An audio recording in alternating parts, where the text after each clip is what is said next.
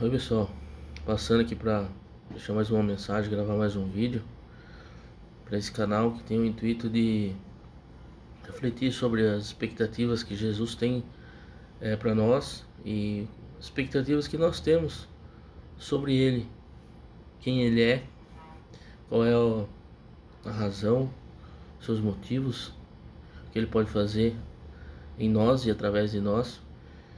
E é uma forma de demonstrar o que Ele pode fazer através de nós que a gente tem sido movido pelo seu espírito para agir dentro do seu querer, dentro da sua vontade.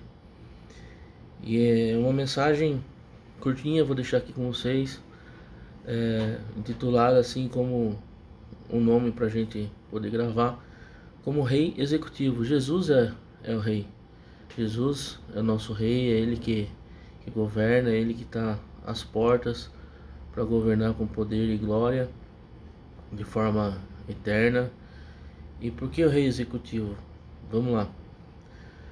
Você percebeu que existe muita similaridade no mundo hoje em relação à época que Jesus esteve aqui? Que ele andou fisicamente com a gente, que ele estava aqui com os homens, convivendo, quando ele estava encarnado, no primeiro século. Quando ele esteve aqui, existe muita similaridade com a situação que o mundo se encontra hoje, econômica, política e uma série de situações que a gente, observando o cenário nosso atual, a gente consegue observar muita similaridade com aquele tempo que Jesus esteve. E quando ele esteve aqui, a multidão começou a seguir quando começou a perceber e notar os milagres, que ele era diferente, ele ensinava com poder e autoridade, ele chamou os discípulos, começou a convocar as pessoas, dizendo: me seguem. E os 12 começaram a seguir, e mais pessoas começaram a acumular ali, gerando uma grande multidão. Em uma certa circunstância, certa ocasião, até os próprios discípulos, Jesus parou para perguntar e questionar eles: vocês me seguem, estamos juntos todos os dias, vocês têm visto milagres, tudo mais, mas quem eu sou para você? Quem eu sou para vocês? O que o povo diz? O povo diz que eu sou para vocês, que eles dizem quem eu sou. Aí eles disseram: uns dizem que o Senhor é o Elias, outros dizem que é Jeremias, outros dizem que é João Batista, e um dos profetas que do Antigo Testamento que está no nosso meio, agindo com poder, milagres e maravilhas. Então Pedro se manifestou e respondeu, falou: não, o Senhor é Cristo, o Senhor é o Messias, o Senhor é Jesus, o Filho do Deus vivo, que veio ao mundo para tirar o pecado do mundo. Nesse momento Jesus falou assim: se não fosse pelo Espírito você não saberia, Pedro. Você sabe porque o Espírito de Deus, o Espírito do Pai, o Espírito Santo do Pai que revelou a você. É pelo Espírito que você sabe, pelo Espírito que você tem esse discernimento. E até então, pelas situações e convivência no dia a dia, todo mundo era muito claro que Jesus era especial em algum termo, em autoridade, conhecimento, sabedoria, milagres, multiplicando pães, curando os enfermos, trazendo prosperidade para aqueles que precisam de algum recurso, enfim. Todas as milagres e maravilhas que a gente consegue ler ali nos evangelhos que Jesus fez. Mas essa é a principal pergunta que acho que temos que repetir e refletir em cima disso hoje. Quem é o Jesus histórico? O Jesus histórico é o Jesus Filho de Deus, que veio ao mundo para tirar o pecado do mundo. Ele veio com foco e objetivo da sua tarefa. Ele falou que muitas vezes ele falou: o Pai que me enviou. Ele deixava isso claro, falava: vim ao mundo para fazer a vontade do meu Pai. Vim ao mundo para fazer o que o Pai me enviou para que eu fizesse. Então ele sabia que ele tinha um propósito, sabia o que ele precisava fazer, sabia o que precisava ser feito. E não esse destino profético não era fácil para ele aceitar. não foi fácil. Chegou a gente tá no final de semana da Páscoa, a gente vai relembrar muito sobre isso nas igrejas, na TV e teatro e tudo mais. E a gente vê ali que não foi fácil. Até no último momento Jesus hesitou e pediu para que, se fosse possível, que o Pai tirasse dele esse cargo, esse fardo, na verdade, esse desafio tão grande que ele já profeticamente já via que haveria de acontecer, o que haveria de sofrer. Mesmo sendo Deus, o seu lado humano sentia ali a dificuldade, as dores, a humilhação, a vergonha que estava por vir. E dessa forma, o lado humano dele quis retroceder, mas como ele era Deus e o Espírito habitava nele, ele estava cheio do Espírito, o Espírito prevaleceu na decisão e ele disse: Pai, faça a sua vontade. E era o propósito de Deus que ele viesse para tirar o pecado do mundo. Em relação aos dias de hoje, a similaridade que eu digo é que a gente está vivendo uma correria tão grande, a gente tem corrido para tantas as coisas. O mundo hoje nos distrai talvez mais do que na época, e temos convivido menos com a família, temos saudade dos amigos, visto menos pessoas que são importantes para nós. E o que temos buscado? E tenho visto também muito movimento que é muito bom, as pessoas se convertendo, o movimento espiritual acontecendo no Brasil, na nossa região, muitas pessoas convertendo, igrejas crescendo. Eu vejo que as pessoas voltaram a ter aquele sede, aquela sede espiritual, aquela sede de Deus, aquela sede do Espírito. Eu percebo que isso está acontecendo. As igrejas estão batizando, estão convertendo. Eu acho que isso é um avivamento muito bom. Eu acho que glória a Deus por isso. É muito importante que as pessoas conheçam a Jesus, porque sem Ele é tudo. Sem Jesus a gente não tem esperança, não tem nada, não tem saúde, não tem nada. Ele é tudo. E eu vejo a similaridade nesse ponto, que muitas das pessoas que estão se convertendo, que estão buscando Jesus hoje, estão sendo talvez mal direcionadas em algum sentido, que tem criado expectativas incorretas que podem trazer uma certa desilusão na sua caminhada, e precisamos ajudar essas pessoas. Você que está vendo esse vídeo, espero que você possa ler a Bíblia frequentemente, conversar com as pessoas que são cristãos mais experientes e pensar muito. Eu acho que a conversão ela vem primeiro na nossa mente, começa aqui na nossa mente. Como Romanos fala do culto racional. Acho que temos que ser bastante racionais em relação a isso, pensar naquilo que Jesus fez, pensar naquilo que ele se propôs a fazer. Claro que com fé, acreditando que ele é o Filho de Deus, ele veio para tirar o pecado do mundo, ele é o Cordeiro de Deus. Mas eu digo no sentido errado que a expectativa das pessoas hoje é que, como foi lá na época, mais uma vez lembrando da Páscoa, né? No domingo Jesus entrou na cidade e foi aclamado. Ele entrou sobre um jumento, foi aclamado com palmeiras, a multidão gritando: Hosana, Hosana, bendito o que vem em nome do Senhor. Na sexta-feira estava na cruz e ninguém estava mais lá. Os mesmos que disseram bendito que vem em nome do Senhor gritaram depois para que seja crucificado. Por que isso aconteceu? Por que as pessoas tiveram essa mudança de comportamento, mudança de opinião? Porque elas tinham outras expectativas. Jesus entrou na cidade, eles acreditavam que ele iria se proclamar rei, iria juntar um exército de Israel para derrotar Roma e ser livre de Roma.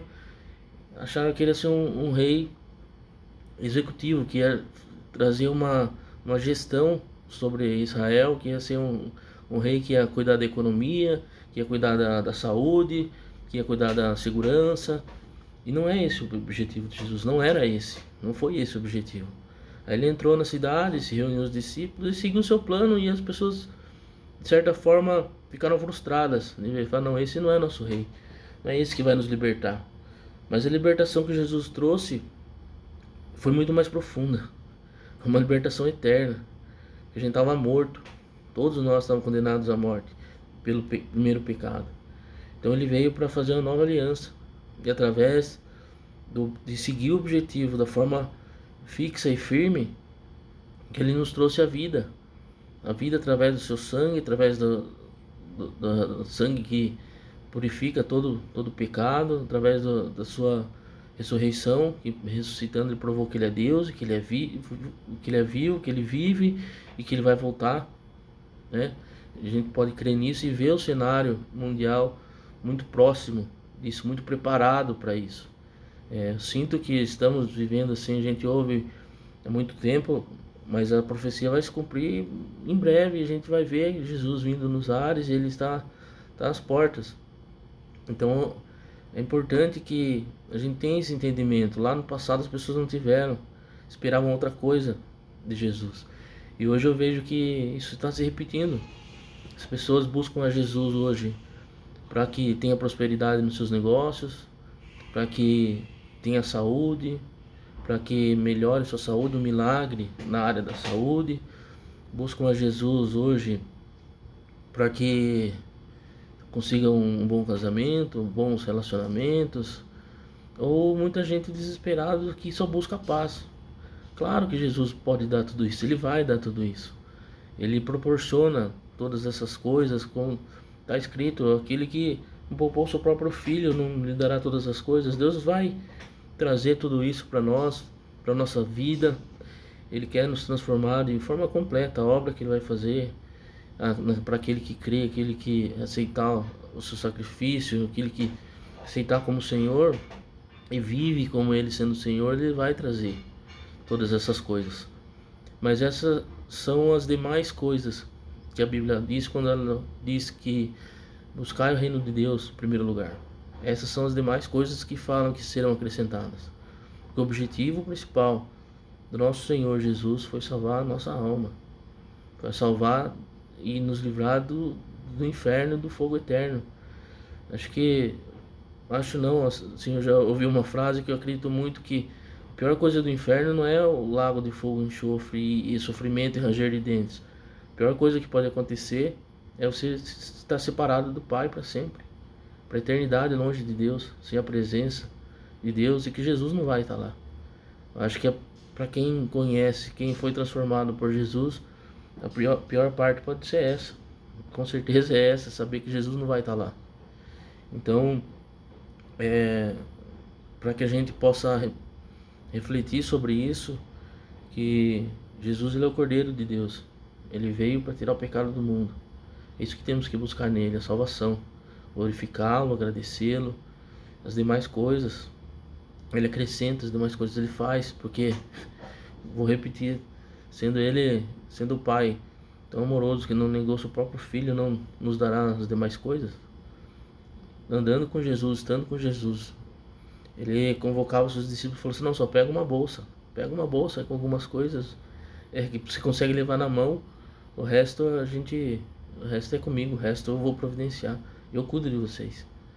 E essa é uma reflexão que eu quero deixar para vocês, meus amigos, família, para você que é novo nesse canal e entrou agora, esse canal é novo, começando a subir agora os primeiros vídeos para compartilhar aquilo que Deus tem falado comigo, tá? Então, a gente possa refletir que Jesus, o objetivo principal de Jesus na vida, morte e ressurreição é cumprir a promessa, cumprir toda a lei, como ele diz, toda a profecia de Jeremias, de Isaías, dos profetas do Antigo Testamento, desde o Gênesis. Ele veio para cumprir, para ser o Cordeiro de Deus que tira o pecado do mundo. E agora, nesse final de semana, a gente vai ver bastante essa representação, mas isso é o Evangelho. O Evangelho é isso. O Evangelho é Jesus morrendo por nós, é Jesus, Filho de Deus, que tira todo o pecado do mundo. E o que a gente tem, além de traçar expectativas corretas, é que ele espera de nós, que a gente creia que Ele é o Cordeiro de Deus, que a gente confie que o seu sangue pode nos lavar de pecado. E o mais importante, que a gente mude, que a gente se transforme. Quando Jesus derrama seu sangue sobre nós, É um sangue santo, um sangue sagrado, um sangue precioso que foi derramado. Então é importante que a gente se posicione e mude. As pessoas falam assim, mas quem é Jesus? O que falam dele lá na época que ele estava no primeiro século, que ele andou pela terra? Ele falou assim, só diz para eles que os cegos veem, os coxos andam, aquele que roubava não rouba mais, o que mente não mente mais. Essa é a transformação que Jesus traz na vida das pessoas. Aquilo que está errado e que é pecado e que você tem ciência disso, que a gente tem ciência disso, aqueles erros que a gente comete, a gente tem que mudar. O arrependimento racional, eu falei sobre o evangelho acontecer na mente, e principalmente em relação ao pecado, tem que ser racional. Assim, eu sei que eu cometi, não só um arrependimento emocional. O arrependimento emocional é remorso. A gente tem que sim, a gente sente a tristeza, tem que chorar, tem que se derramar aos pés do Senhor, tem que se prostrar, mas tem que tomar um posicionamento. Falar, a partir de agora não faço mais, a partir de agora não cometo mais, porque eu fui transformado, porque eu fui modificado no meu interior e hoje não sou mais eu quem vive, mas Cristo vive em mim. Acho que essa é a expectativa que Ele tem sobre nós, sabendo nós também das expectativas que temos sobre Ele, que Ele é o nosso Salvador. Então, para que a salvação aconteça na prática, depende também do nosso posicionamento. Sabendo quem Ele é, sabendo o que Ele fez e fazer por Ele aquilo que Ele espera. Ok, pessoal, certo? Espero que possa ajudar vocês aí a edificar um pouco o seu dia, a sua vida, trazer essa reflexão e guiar você até Jesus. A ideia desse canal, das mensagens que eu vou trazer aqui, as próximas, todas são em relação a isso, buscar o evangelho genuíno. Jesus, ele é o centro, Jesus é tudo. Desde do Éden, que a gente como raça humana caiu, desobedecemos a Deus, foi criada a separação entre nós e Deus, perdemos a plenitude, mas lá, ainda no Éden, a gente foi criado com um espaço exclusivo para Deus dentro de nós. Então esse espaço, essa área vazia que a gente sente, que tenta preencher com tantas coisas, com sucesso nos negócios, com bons relacionamentos, com uma mesa rodeada de amigos, com uma conta bancária farta, com viagens e prazeres e tudo mais, o mundo não pode preencher. Quando chegamos a conquistar pequenas coisas parecidas, a gente percebe que não preenche de fato, que não é isso que precisa. Aí a gente busca outra coisa e busca outra coisa e corre atrás de outra coisa, e o vazio nunca preenche, porque é o vazio do Espírito de Deus que é nesse lugar. É como um quebra-cabeça, que cada um tem suas peças certas e exatas, cada peça é no seu lugar. Então não podemos preencher um vazio com uma peça que não pertence a esse lugar. E temos o lugar do Espírito Santo de Deus em nós, e Ele quer habitar nesse lugar. Por isso temos que organizar o quebra-cabeça, ter as peças que não fazem parte em relação ao pecado que eu falei. O pecado é uma peça que não faz parte em nós. A gente deu essa liberdade, essa legalidade para ser influenciado pelo mal e cometer os pecados em si, né? E a gente deu essa liberdade e o pecado entrou, mas Jesus veio para isso, para destruir, eliminar e perdoar todo o pecado. Só mais uma coisa para finalizar: antes de você nascer, Ele já tinha morrido na cruz. Então não importa o que você fez, não importa o que você fez ontem, Ele já tinha morrido na cruz lá atrás, para que você possa ser perdoado. Ele morreu na cruz lá atrás para perdoar você. Antes, 2000 anos antes, talvez, de você nascer. Mais 2000 anos antes de você nascer, Ele já haveria morrido, sabendo que você nasceria. Tanto tempo depois, você erraria, você pecaria, e Ele assim já te perdoou. Tome posicionamento, não faça mais, não cometa mais, porque você, se arrependendo de fato, estará perdoado. Amém? Deus abençoe todos vocês e sigam a Jesus, leiam a Bíblia, leiam os Evangelhos, procurem conhecê-lo cada dia mais, orem a Deus, entreguem seus caminhos ao Senhor e as demais coisas Ele fará por mim e por você. Amém? Deus abençoe.